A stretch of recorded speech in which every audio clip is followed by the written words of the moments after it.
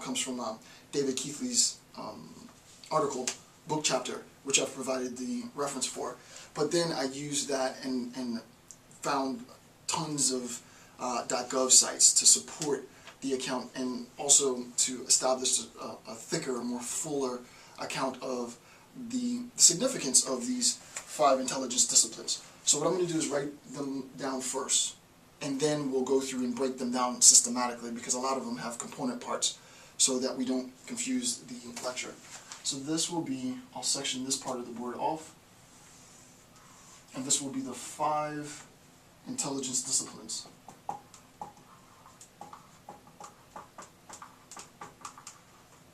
So the 5 intelligence disciplines, the first is geospatial intelligence.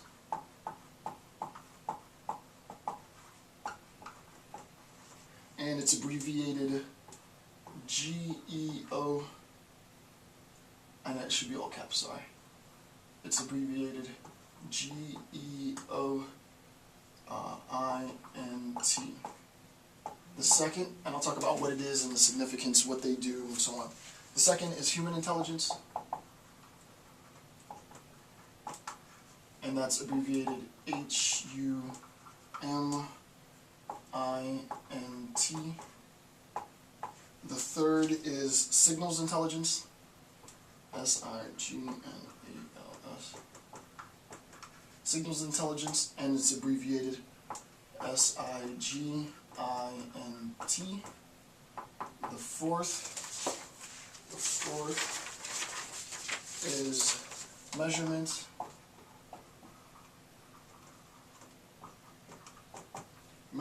and signature intelligence,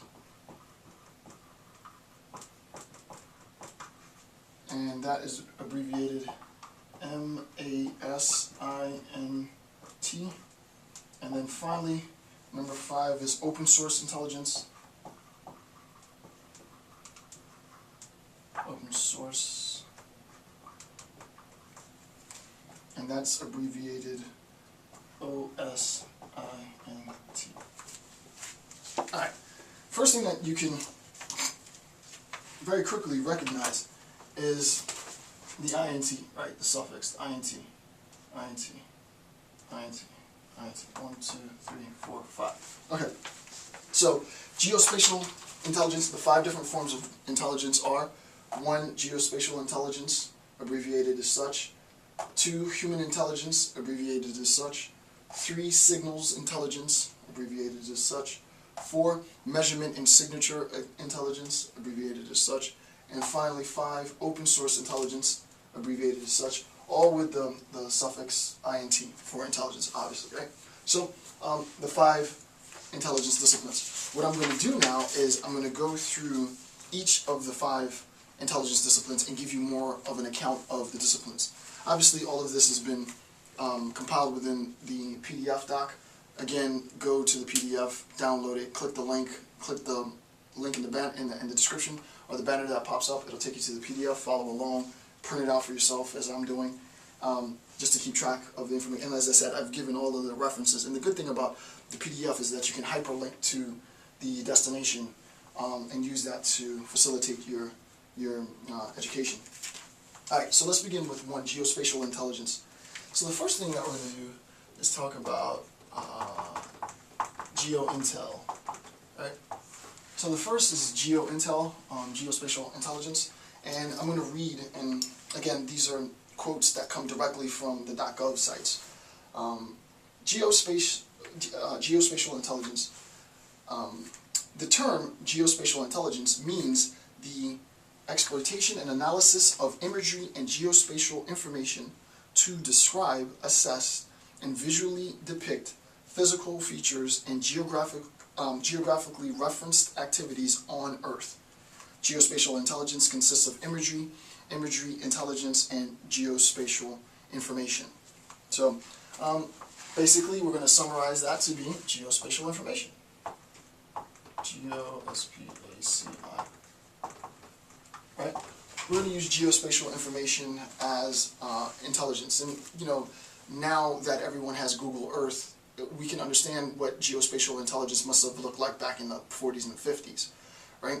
The ability from a satellite to look in and survey an area, look at the topography, look at movement, and so on, right? So geospatial intelligence, pretty sort of standard. Again, it applies to intelligence consists of imagery intelligence, and geospatial information, right? That information is what's critical. Later, we will talk about how this information is transformed into intelligence. Remember, yesterday's video, I give a very broad account in the CAD intelligence model, CAD standing, again, for collection, analysis, and dissemination. At one end of the model, we had just raw information. At the other end of the model, we had intelligence. The point is, and this was a very general account, today I'll give a very specific account, intelligence always functions to take raw information and transform that information into intel.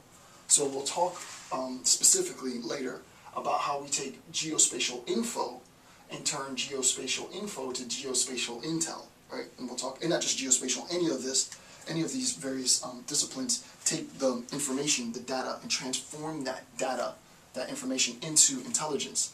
And I'll talk about the generic steps with which this process is done. Just a side note, this really doesn't have much to do with the lecture, but I thought it was pretty cool in researching for the topic. The geospatial intelligence discipline is headed, or unit is headed by Letitia A. Long, and this is a quote: "She was the first woman to head a major intelligence agency." Doesn't really have anything to do with my lecture, just thought it was cool. So shout out to her. That seems like a pretty big accomplishment. So Letitia A. Long is the first woman to head an intelligence community, major intelligence agency, and she heads the geospatial intelligence. This was as of, I think, December of last year, so I would imagine she's still in the position. I didn't do further research, but I've provided the reference just as an interest. Okay, so nothing really much more to say about geospatial intelligence. Number 2, human intelligence. I'm going to talk quite a bit about human intelligence and the process in which human intelligence is, information and intelligence is processed and conveyed. Human intelligence is the oldest intelligence discipline, right? It's the oldest of all the intelligence disciplines. So of all 5 of these disciplines, human intel is the oldest. That's not my claim. That has been claimed at the .gov pages. I've provided the links, so you can go ahead and read it for yourself. It's a direct quote, so just copy paste it, Control F in the source PDF, and you'll be able to find the line at which it pops up. Right? So human intelligence, it's the oldest, right? It's the oldest of the intelligence disciplines. Now, with respect to human intelligence, I'm going to describe it. I'm going to talk about a problem about human intelligence, and then later we'll return to this notion of human intelligence and talk about sort of the collection and processing of human intelligence. There's many things that I could have dedicated an entire lecture just to a discourse on human intelligence, but I'm not. This is just one of the 5 elements that I'm going to be discussing. So, human intelligence is, this is the quote, "Human intelligence is the collection of information by a trained human intelligence collector from people and their associated documents and media sources to identify elements and tensions," which is important. The book that I'm currently publishing is specifically on intentions. I don't do it in an intel sense, though obviously there's applications, but what I wanted to do was a systematic analysis of intentionality with respect to genocide. So intentionality definitely factors into human intel. You want to know what the intent of the perpetrator might be. Intentions, composition, strengths, disposition, tactics, equipment, personnel, blah, blah, blah. It uses human sources as a tool, right? It uses human sources as a tool, and I'll underline that. It uses human sources as a tool in a variety of collection methods, both passively and actively, to gather information to satisfy the commander's intelligence requirements and cross-cue other intelligence disciplines, right? Basically, human intelligence comes from the collector and the source.